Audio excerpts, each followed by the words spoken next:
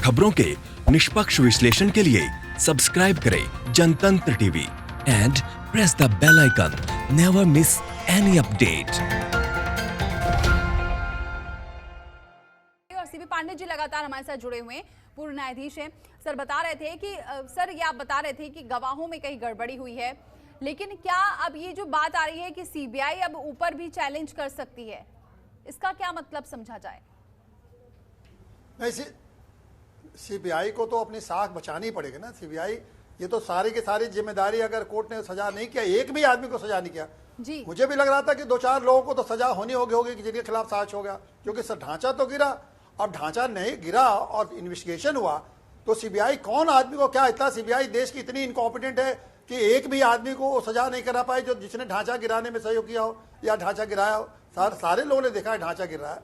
तो सीबीआई का इन्वेस्टिगेशन को तो मतलब मैं कहता हूँ कि इससे फाल्टी इन्वेस्टिगेशन है, प्रोसिक्यूशन, इससे ज्यादा क्या हो सकता है कि आप इतने बड़े मामला का इतना बड़ा घटना घटी है और एक भी आदमी को आप नहीं प्रोसिक्यूट करा पाए कि जिसने गिराया। कोई मर्डर का केस नहीं था कि किसी ने देखा नहीं, ये तो ऐसा केस था जो पब्लिक ऑडियंस में, पब्लिक व्यू में था।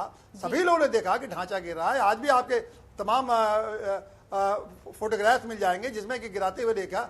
तो कौन सा एविडेंस है कि जो लोग गिरा रहे थे उनको भी सजा नहीं करा पाए? कम से कम सीबीआई का इन्वेस्टिगेशन तो ऐसे तो होना चाहिए था कि जो लोग गिरा रहे थे उन लोगों की तो सजा आप करवाते। ठीक है, जो नेता थे, बड़े बड़े नेता थे, बाहर पीछे ये सब कार्रवाई करवा रहे थे, उन लोगों को न सजा करा पाते, एविडेंस नहीं कलेक्ट करते। ये एविडेंस तो था ही। अब सीबीआई को अपना बचाना है, उनको जाना ही पड़ेगा अपील में, नहीं तो देश के लोग क्या कहेंगे। ये सीबीआई जैसी इन्वेस्टिगेटिव एजेंसी तो अपने इस देश की टॉप इन्वेस्टिगेटिंग एजेंसी मानी जाती है, जिस पर लोगों को इतना भरोसा है, आज तो उस पर लोगों का भरोसा टूट गया कि सीबीआई बिल्कुल बेकार की संस्था है, किसी लायक नहीं है। ये तो इससे अच्छा तो यहाँ की पुलिस है जो किसी न किसी को पकड़ के सजा तो कराई देती है, भले वो अपील में जाके छूट जाते हैं। तो ये बड़ा भारी ये सीबीआई के पास ब्लॉट है, मैं समझता हूँ। और इससे सीबीआई को निकल पाने के लिए सिवाय अपील में जाने के उनके पास कोई रास्ता नहीं है। आप क्या उन्होंने साक्ष्य प्रस्तुत किया, अपील में भी इसी बात बहुत सब लोगों को अचंभित कर रही है, क्योंकि कितनी किताबें इस पे लिखी जा चुकी हैं, कितने ऐसे लोग रहे जिन्होंने पूरा आंखों देखा, हाल देखा, वहां पर जो वहां पर भाषण हुए, किस तरह से इससे भड़काया गया, ये सारी चीजें कई किताबों में और कई लोगों से सुना जा रहा है। और आज क्या वजह रह सकती है? जो आपने बताया तो खैर गवाहों में गड़बड़ी हुई होगी, लेकिन क्या वाकई सीबीआई ने ये जानबूझ के क्या हो सकता है कि इस तरह से बिल्कुल ही सबको क्लीन चिट दे देना?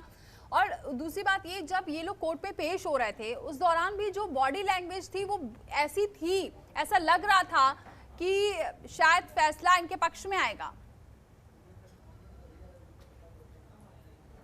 देखिए, ये सीबीआई के जो पॉलिटिकलाइजेशन है, इसमें तो कोई ऐसा तो कोई इनकार कर नहीं सकते आप कि सीबीआई का इधर दिनों में पॉलिटिकलाइजेशन नहीं हुआ है।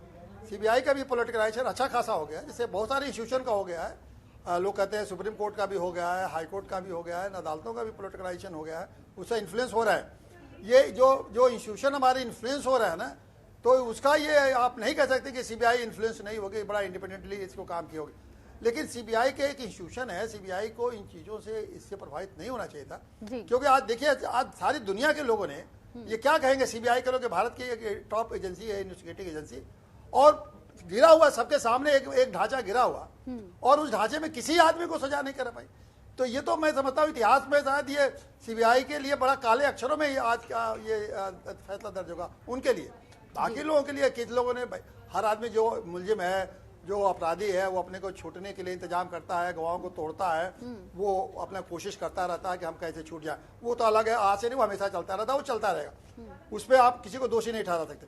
लेकिन जो प्रोसिक्यूटिंग एजेंसी है उसकी जिम्मेदारी तो बहुत क्या कुछ कह रहे हैं, जरा सुनवाते फिर लौटते हैं। सर किस तरह दिखा पड़ा, एक ही जन को पकड़ा दो एक ही जन को यार, भाई वाइट कर दोगे भाई, खड़े हो जाओ, खड़े हो जाओ। जब बात आती है कोर्ट में पेश करने के पूरे साक्ष्यों को, और यही कहा जाता है कि साक्ष्यों के अभाव में यहाँ पर बरी कर दिया गया है। सर, यही बात इकबाल अंसारी भी कहते हुए नजर आ रही। ये बात अलग है कि उसे थोड़ा घुमा फिरा के कह रहे हैं, लेकिन कहा यही समझा जा सकता है कि सीबीआई के पास सब कुछ था, सीबीआई सब कुछ कर सकती थी, लेकिन सीबीआई पर ही, जैसा अभी आप भी बोल रहे हैं कि अब सवाल सीबीआई पर ही उठ रहे हैं, सीबीआई की जांच पर।